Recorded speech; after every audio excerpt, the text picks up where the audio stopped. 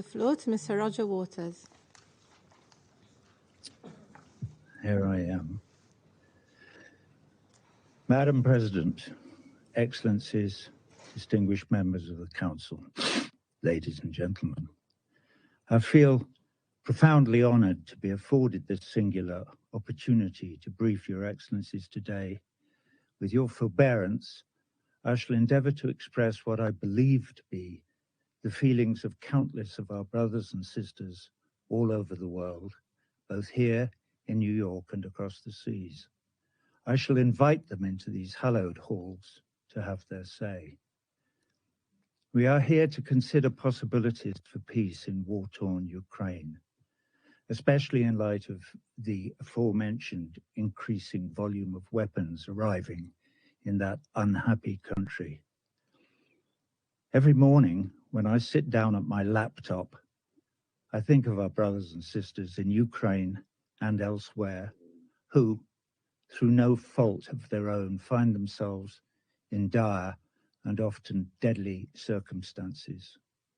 Over there, in Ukraine, they may be soldiers facing another deadly day at the front, or they may be mothers or fathers facing the awful question, how can I feed my child today? Or they may be civilians, not knowing that today the lights will go out for sure, as they always do in war zones, knowing that there is no fresh water, that there is no fuel for the stove, no blanket, just barbed wire and watchtowers and walls and enmity. Or they might be over here in a big, rich city like New York. Here, brothers and sisters can still find themselves in dire straits. Maybe, somehow, however hard they worked all their lives, they lost their footing on the slippery, tilting deck of the neoliberal capitalist ship we call life in the city and fell overboard to end up drowning.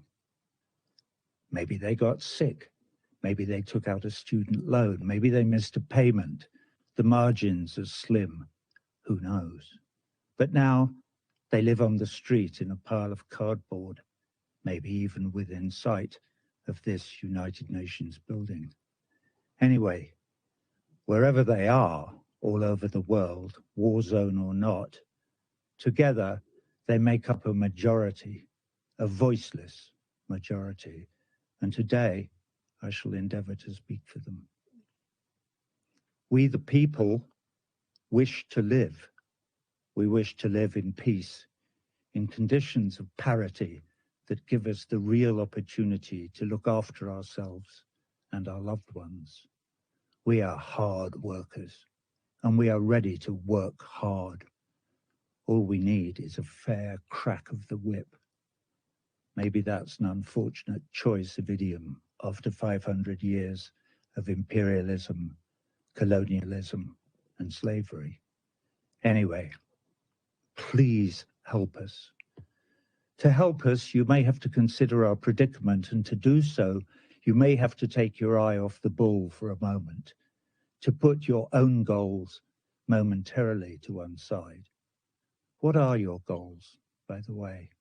And here maybe I direct my inquiries more to the 5 permanent members of this council. What are your goals? What is the pot of gold at the end of the rainbow? Bigger profits for war industries, more power globally, a bigger share of the global cake? Is Mother Earth a cake to be gobbled up? Does not a bigger share of the cake mean less for everyone else?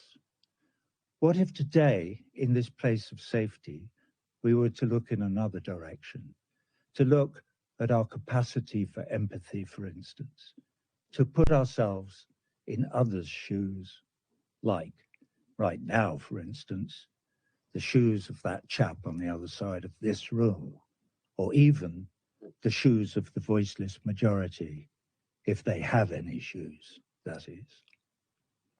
The voiceless majority is concerned that your wars, yes, your wars, for these perpetual wars are not of our choosing, that your wars will destroy the planet that is our home, and along with every other living thing, we will be sacrificed on the altar of two things: profits from the war to line the pockets of the very, very few, and the hegemonic march of some empire or other towards unipolar world domination.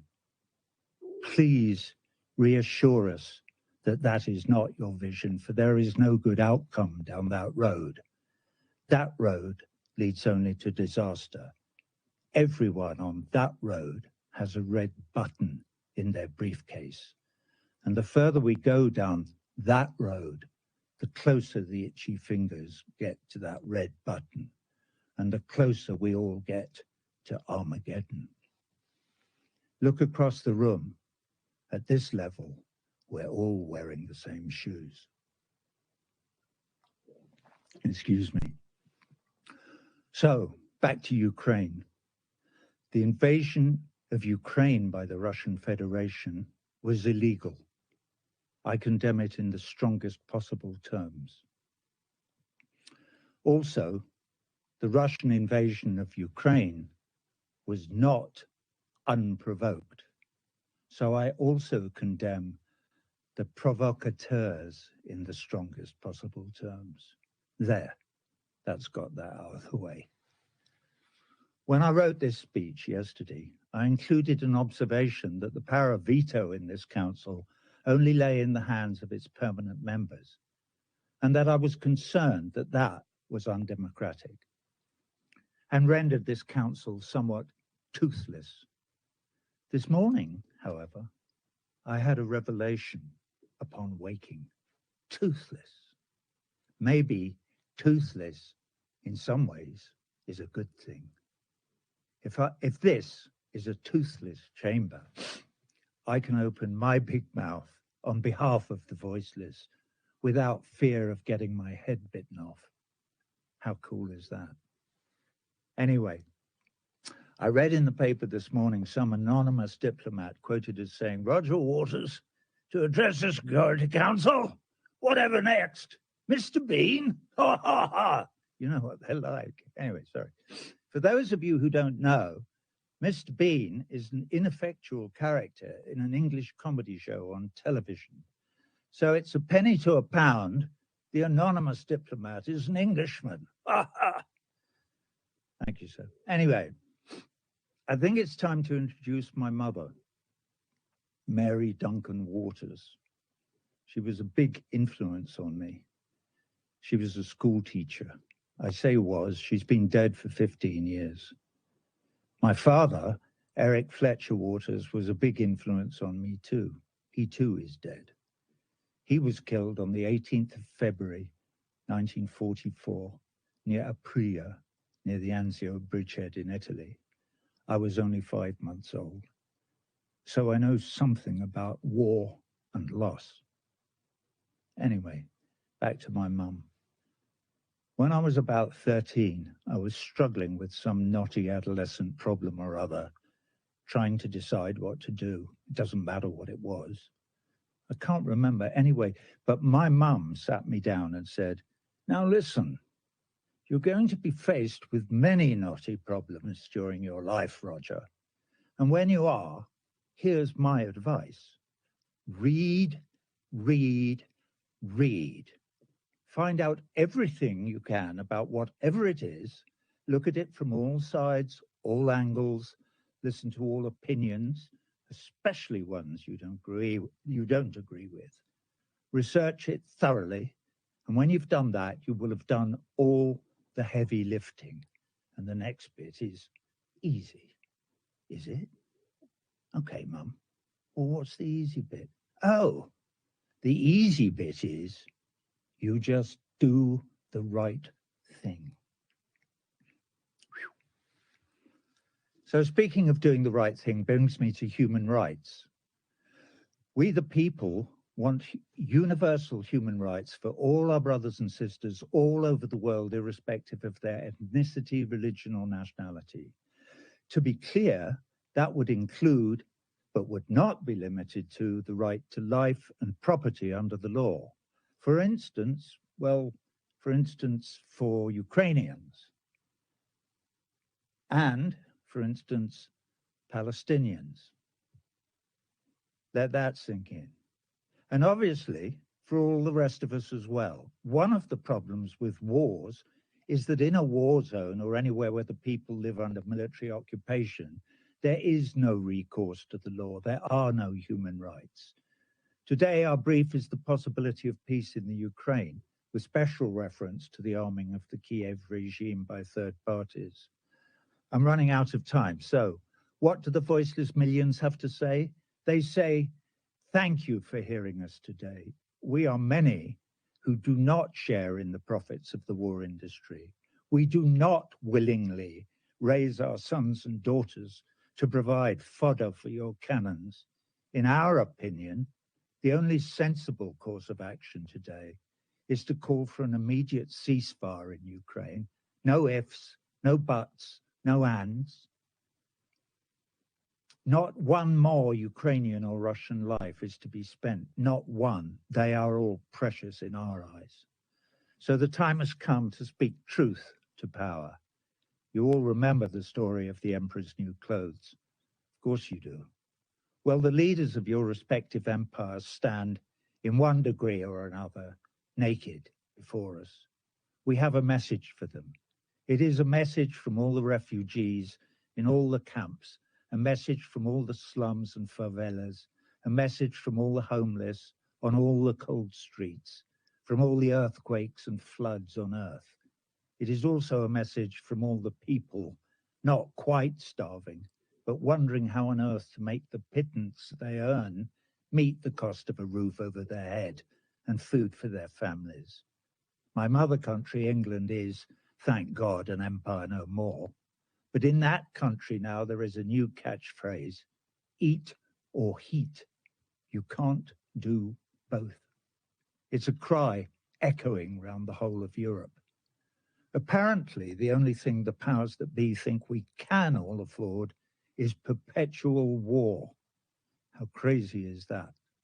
So, from the 4 billion or so brothers and sisters in this voiceless majority, who together with the millions in the international anti-war movement represent a huge constituency, enough is enough. We demand change. President Biden, President Putin, President Zelensky, USA, NATO, Russia, the EU, all of you, please change course now. Agree to a ceasefire in Ukraine today. That, of course, will only be the starting point, but everything extrapolates from that starting point. Imagine the collective global sigh of relief, the outpouring of joy, the international joining of voices in harmony singing an anthem to peace. John Lennon pumping the air with his fist from the grave. We've finally been heard in the corridors of power. The bullies in the schoolyard have agreed to stop playing nuclear chicken. We're not all going to die in a nuclear holocaust after all, at least not today. The powers that be have been persuaded to drop the arms race and perpetual war as their accepted modus operandum. We can stop squandering all our precious resources on war. We can feed our children. We can keep them warm. We may even learn to cooperate with all our brothers and sisters and even save our beautiful planet home from destruction. Wouldn't that be nice? Your Excellencies, I thank you for your forbearance. I thank Mr. Waters for his briefing. I now give the floor to those